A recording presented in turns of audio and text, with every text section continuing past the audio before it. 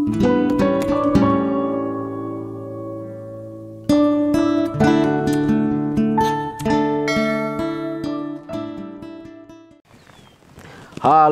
salam saudaraku, selamat pagi bagi kita semuanya.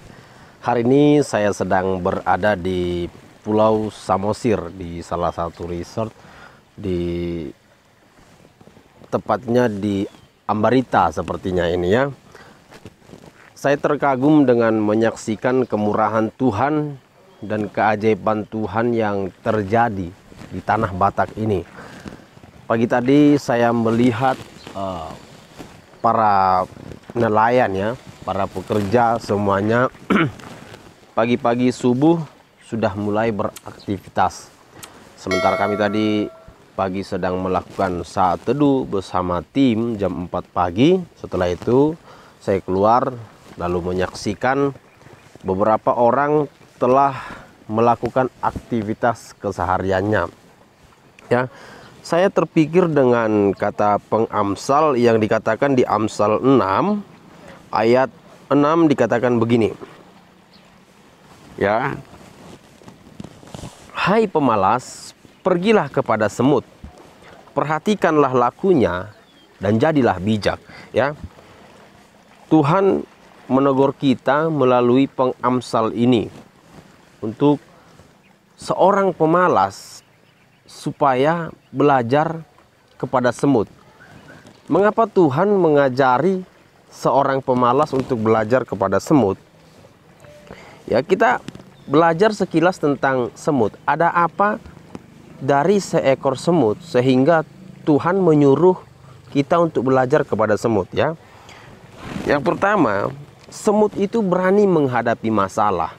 Kalau kita lihat, semut itu berjalan bergerombolan, ya. Kalau tanpa sengaja kita menggerakkan tangan kita untuk menghalangi jalannya, tentu semut akan mencari jalan lain. Sampai sekian berapa kali pun kita menaruh penghalang untuk jalannya semut, dia tetap mencari jalan lain, ya. Artinya, semut itu berani menghadapi tantangan. Sekalipun menjumpai hewan yang lebih besar darinya, semut berani menghadapi tantangan. Itu karena apa? Karena dia berani menghadapi masalah. Apakah kita sebagai manusia adalah orang yang berani menghadapi masalah? Masalah yang telah kita hadapi. Apa masalah yang menimpa kita di dunia ini? Banyak, ya. Bukan hanya orang miskin, bukan hanya orang kaya, bukan orang cantik, bukan orang jelek, tetapi semua manusia itu memiliki yang namanya masalah. Tapi kalau kita mengerti konsep Tuhan, kalau masalah datang ke kita, itu bukan untuk membuat kita frustasi, tapi masalah yang datang kepada kita adalah mengajari kita, ya. Dan orang pemalas kalau didatangi masalah akan putus asa. Itu sebabnya Tuhan ajari kita melalui pengamsalnya belajar kepada semut. Karena semut itu mau dekat gajah kek, mau dekat harimau kek, dia mau, ya. Itu sebabnya dikatakan berani menghadapi masalah. Yang kedua, kita belajar dari semut. Semut itu mau berbagi dengan temannya. Kalau ada makanan, ini makanan yang lebih besar dari badan semut, semut pasti memanggil temannya. Karena dia tidak makan sendiri, dia akan manggil temannya untuk mengambil makanannya tadi. Supaya apa? Supaya makanan itu dibawa ke tempatnya, ke sarangnya, dimakan bersama-sama. Nah, sebagai seorang manusia, kita harus belajar kepada semut untuk saling berbagi. Apa yang kita punya, kita harus berbagi. Karena ini adalah perintah Tuhan. Kalau kita makan sendiri, kalau kita ambil sendiri, maka seperti laut mati, tidak ada kehidupan. Ya. Hidup semua yang kita punya harus seperti darah. Semakin dialiri, maka akan semakin sehat. Kalau kita mendapatkan berkat, kita simpan sendiri, maka berkat itu akan menjadi laut mati dan tidak ada kehidupan. Berkat yang kita ambil tidak akan menghidupi orang-orang di sekitar kita. Biasanya orang pemalas itu berangan-angan tinggi, cita-citanya tinggi, tapi ketika suatu mendapatkan berkat, dia tidak mau berbagi dengan yang lain. Yang ketiga, apa dikatakan di sini? Mengapa Tuhan menyuruh kita belajar kepada semut? Yaitu semut itu tidak menyerah dengan keadaan. Semut itu, kalau kita perhatikan semut, saudaraku, dia tuh selalu berjalan di dinding, bergerombolan, ya. Nah, kalau jalannya itu kita kotakkan begini dengan misalnya kapur ajaib, ya, semut pasti tidak akan menyerah dengan keadaan itu. Dia terus berusaha. Sama seperti kita harus terus berusaha dengan keadaan apapun, ya. Karena kita sudah dikasih Tuhan modal. Saudara yang menyaksikan acara ini, jika saya tanya, jika saudara mendapatkan modal baru mau berusaha, itu namanya pemalas.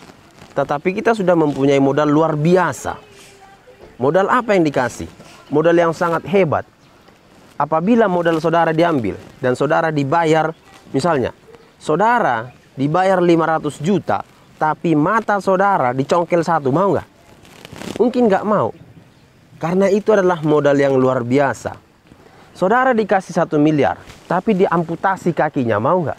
Mungkin nggak mau. Karena itu adalah modal yang besar. Dan sudah Tuhan persiapkan modal bagi kita, yaitu kaki, tangan, telinga, mata. Itu semuanya untuk kita pergunakan demi kemuliaan Tuhan, ya. Tuhan juga ajari kita supaya kita belajar dari semut adalah untuk kerjasama dengan sesama kita. Firman Tuhan katakan, hendaklah kamu saling mendahului, saling memberi hormat, ya. Kadang-kadang kita dalam suatu acara, kita itu lebih mengutamakan diri kita sendiri. Sedangkan semut, kalau membuat suatu sarang, dia itu selalu kerja sama yang baik. Tidak mungkin terjadi sesuatu yang besar untuk sarang semut kalau tidak ada kerjasama yang baik. Saudaraku, kerjasama yang baik adalah mendatangkan keringanan.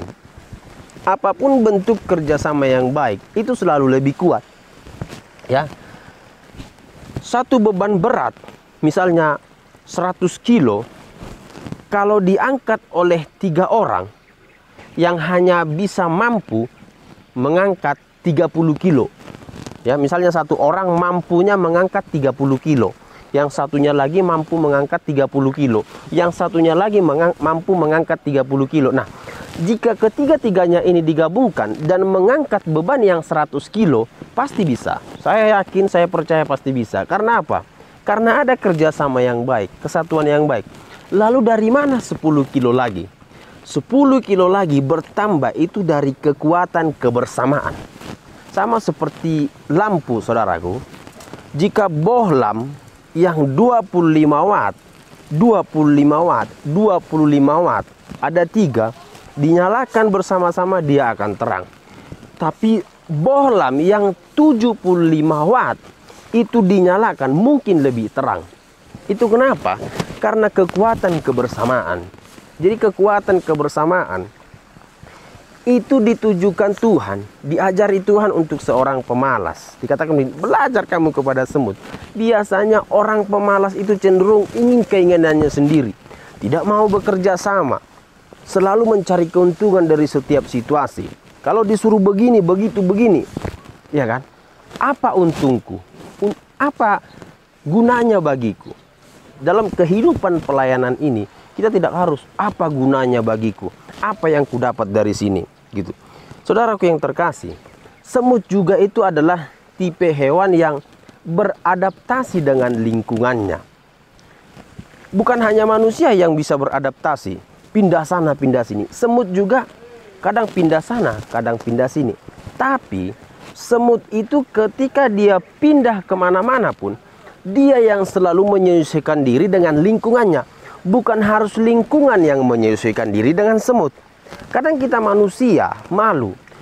Kita sering begini, berpikiran kepada orang lain, aku sudah begini, ngerti dong aku. Ya kan? Memang udah begini karakterku, pahamilah aku. Bukan.